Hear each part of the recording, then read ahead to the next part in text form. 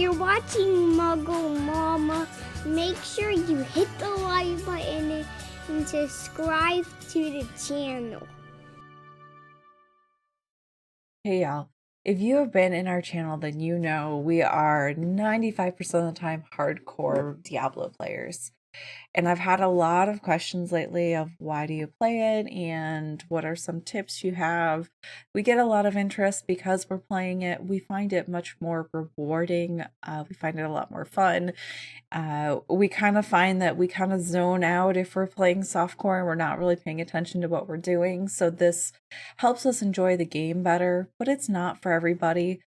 But I said I would go ahead and put out some tips on how to play hardcore, especially with season 22 coming up. I figured now is a good time. I do have a video that I'm going to let run in the background as I talk.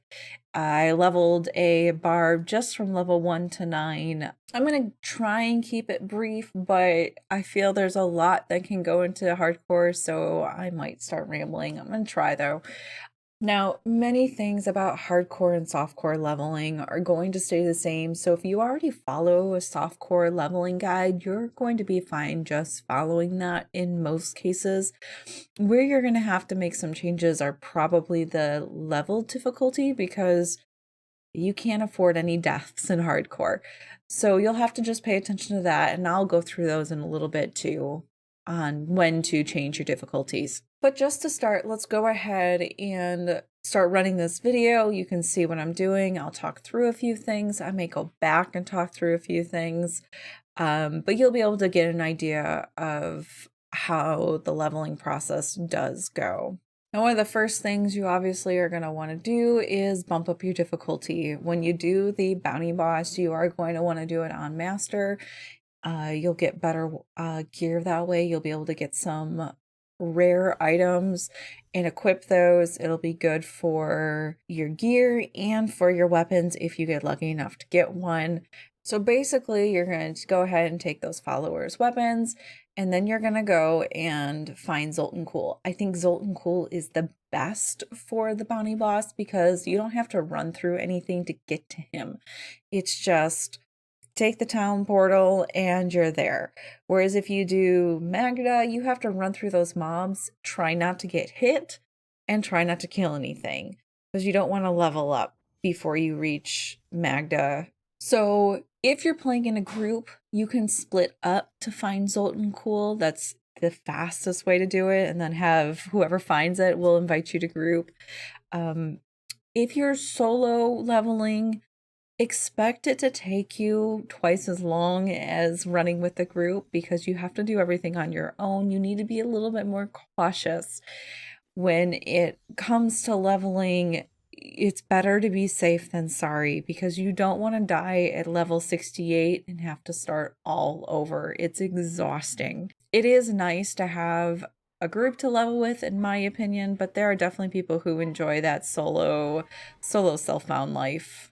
One of the things that you should know when playing hardcore is to be aware of your surroundings, be aware of where your level is, because when you level up, you actually do a little blast of explosion and you do damage. So as you could have, if you saw there, when I hit level 2, Zoltan Kuhl's minions went down, which makes him a whole lot easier to kill. So you also want to be aware of where your health globes are. If there's any health pools, that's always a good thing to keep track of and know, okay, there's a health pool over here and I see a bunch of mobs over there. I'm going to pull them a little bit closer so that if I do start taking damage and I use my potion and then I need to use more, I have a health pool right there. So after killing Zoltan Kuhl, you're going to want to back out of the game and back down the difficulty. Don't make the mistake of staying in master, because it's going to be really difficult and you're going to get really frustrated and probably die. So you're going to want to leave game, go back down to hard, and then after that, I like to go to Halls of Agony 3. Halls of Agony 3 is great because there's a fair amount of density, but it's in these narrower hallways, so you're not going to get a lot of things behind you sneaking up on you and surrounding you and killing you. A lot of people also like to go straight to get the cube in Ruins of Sescheron in Act 3. that is an option, and I do recommend doing it before you hit level 20, because obviously it's super useful to put an item in the cube depending on what you are running. I know Necros will put a scythe in the cube, and that gives you so much extra damage. So you do want to do that fairly early. I do find when going solo to get my levels up a little bit higher and get that first passive before going to Ruins of Sescheron. But that is something that you have to decide on your own. I'm playing the Barb. I get my cheat death at level 13. Another thing to be very, very, very aware of is when do you get your cheat death? Because the minute you get your cheat death, you want to make sure you can equip it. If you are going to be mid-rift when you get it, or if you're going to be battling the Rift Guardian, you're going to want to be able to stop where you are and set the cheat death without killing yourself. So for the Barb, again, I said you get it at level 13. That makes it a little bit easier. I like to go to get my cheat death before I go to Ruins of Sescheron. Ruins of Sescheron has some great density, so you can get some fabulous massacre bonuses from it. But it's also a fairly open map, and you can pull things from behind you without realizing it. And if you're not running in a group, that can be super dangerous. Last season, I did run with my husband and I ran Necros, and we ran with 2 Demon Hunters, and we went straight to Ruins of Sescheron to get the cube after fighting Zoltan. So that worked to our advantage, but we had a really good group. We knew exactly what we were doing, and we weren't worrying about dying.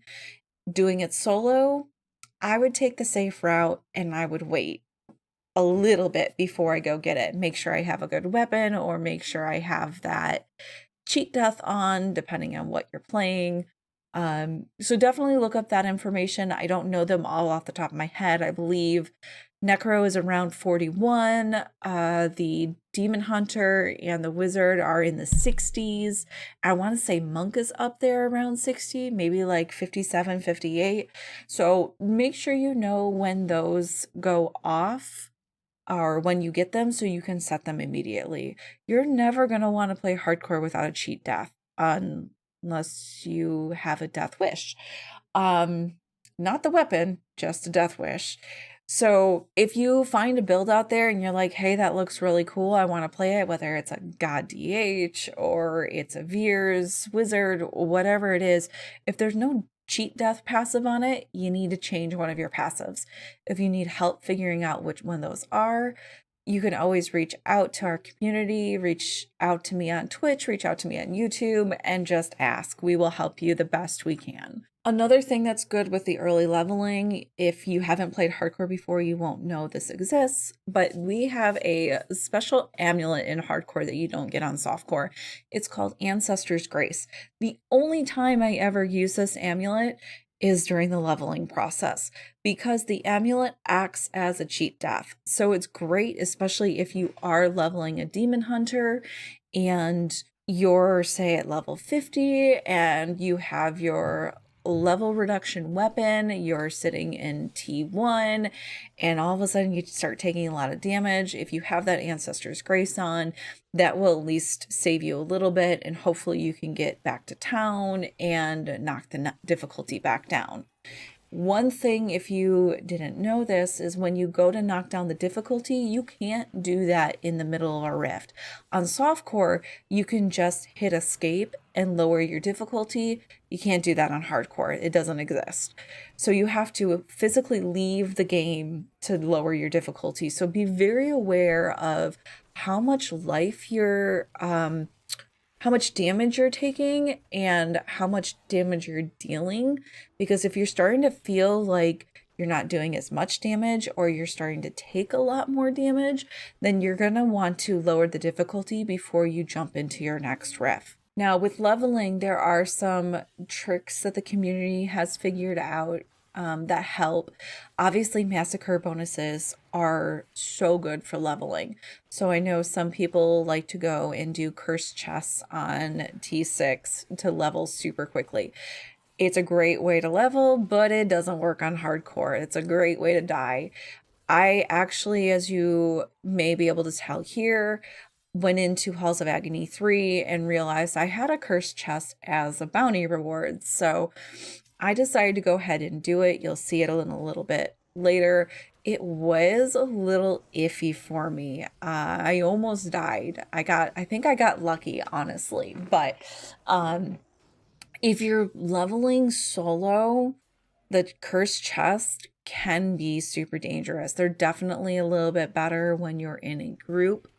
And it may be helpful if you find a pylon, since if you're playing season 22, you're going to be getting the shadow clones that pop out of the pylons. So that will be helpful for you. Just try to pay attention of your surroundings. As you can see here, I moved out of that group briefly, even though I was about to level up. And part of the reason I did that is because the longer you stand in poison, the more damage you're going to start taking. So I didn't want to be standing there waiting to level up. So I took the chance of moving and having the poison pop up from under me when I was a little bit closer to that level. The goal, obviously, in hardcore is always to kill mobs quickly. You never want to be taking so long to kill something that you get surrounded and you can't get out. So once you do Halls of Agony, once you do Ruins of Sescheron, some people like to go ahead and just start knocking out the first 2 chapters of their seasonal journey, because once you get those 2 chapters done, once you ding 70, you get all those rewards and you get to collect the first of your 3 Hadrix gifts. So that gives you a 2-piece whatever class you're playing, which will obviously give you a little bit more damage. It's going to give you more protection. It's going to give you more vitality. So how do you know when to increase the difficulty or when to decrease it? If it's taking you too long to kill things, you need to decrease the difficulty. If you are taking too much damage, you need to decrease the difficulty. Now, say you get, you're level 70 and you're getting Paragon. How do you know now when to go up in a higher tier for GRs, or how a higher torment for grinding keys? If you're doing rifts in 3 to 5 minutes, that is your goal. That is your most efficient way to grind your Paragon and to get the most experience out of what you're doing. So early on, you may only be doing GR 40s for 100 Paragon levels. That's okay. Just make sure that you're keeping that time between 3 and 5 minutes and you should be good. Now, if you're playing in a group and you die at some point, they can help level you up a little bit quicker. Even if, say, you die at level 20 and your group keeps going, you'll end up catching up to them fairly quickly. Even if you die, say you're running Demon Hunter and you have a late proc, even if you die the level before you get your proc, you're still going to level up pretty quickly, because your group is probably going to be running at a relatively high difficulty and you're going to gain experience from that. So that's the good news if you're running in a group. If you're running solo, like I said, you're going to want to try, if it's your first time, you're going to want to take it slow, make sure you don't die. And then once you start getting your legendary gems, once you hit level 70, you're going to obviously want to start leveling your main gems that you need. But the next gem you're going to want to have is a gem of ease, because you can take a leveled gem of ease and put it in a level 70 weapon and put it on a level 1 character. It's a great way to self-power level yourself. I know certain people who can level their characters in 6 to 7 minutes with a leveled gem of ease. So it's definitely a nice trick to have if you do like that solo life. The other tip I recommend you do as you start really grinding at level 70 is take your main gems and make extras. If you don't know how to do that, you would do it the same way you make extra augmenting gems. You take the gem, you throw it on the ground, you go do a GR, you're going to get a new gem of the exact same kind that you just threw on the ground, and you can go pick the other one back up. Sometimes it can be dangerous. I have certainly done it before and had my game crash or forget that I threw it on the ground and I lost that level gem. So I recommend doing it early so that your gem isn't super high in case something unfortunate does happen. I know many people will have 2 or 3 backups of all of their main gems so that if they die, you don't end up losing all of that progress. Now, maybe you're wondering about Paragon and how to allocate your points. Do you put points into Vitality or do you put it all in your main stat? It depends on what you're playing. It depends on how comfortable you're feeling. Now, I know some people who play Demon Hunter and they're comfortable running with 600,000 life. If you're brand new to the Demon Hunter, you may want your life to be more like 900,000 because you're struggling to not lose the life because you're not understanding the mechanics of how the build is played. Basically, how I look at it is if you're T16 capable and I'm running T16 and I'm proccing more than twice in a rift, then I need to put some points into Vitality. It's hard at the beginning. Usually we're jumping up to T16 by 300-400 Paragon. It's not something you may do if it's your first time in hardcore. You're going to want to take it very slowly. But if you're comfortable with what you're running, you'll be running T16 in no time. But sometimes at that point, 300-400 Paragon, your gear still isn't up to standard. So maybe you have a chest that has, strength, armor, all resist, and something else on it. It doesn't have any vitality. And you've run out of materials to roll it, and now you have a chess piece without vitality in it. That's where I would definitely take your vitality, your Paragon points, and put them into vitality to make up for that extra that you don't have on your gear. Obviously, you're going to want to save extra gear as you get it. I know it's often a habit when you are playing softcore to go ahead and trash whatever you were wearing if you get something better. Always keep backup gear. I usually keep 1 to 2 sets, but if you're new, you may want to keep more like 3 to 4 sets so that you're kind of comfortable in case some unfortunate accidents do happen.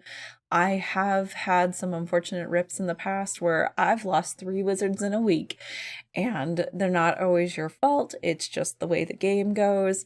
And then I've had seasons where I haven't even lost 3 characters. So, you gotta kind of be prepared to lose some gear, lose some progress.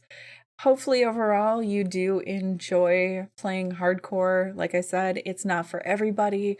Hopefully some of these tips will help you along the way. If you have any questions, go ahead, drop them below or hit us up on Twitch. We will be streaming this weekend for the start of season 22. We'll be live at 7 p.m. Eastern and should be live until somewhere between 3 and 4 a.m. on Friday. We'll be streaming most of the day Saturday, and we'll be streaming Sunday evening. We'll be participating in Level with a Cause. You can find the link below if you would like to donate. We are going to be raising money for Save the Children this season. We have a big $1,000 goal to raise, and once we hit that goal, I will be wearing the famous Mama Shark suit, so I hope you enjoy that. Thank you for watching. I hope this helped you out. If you have any questions, drop them below, and good luck.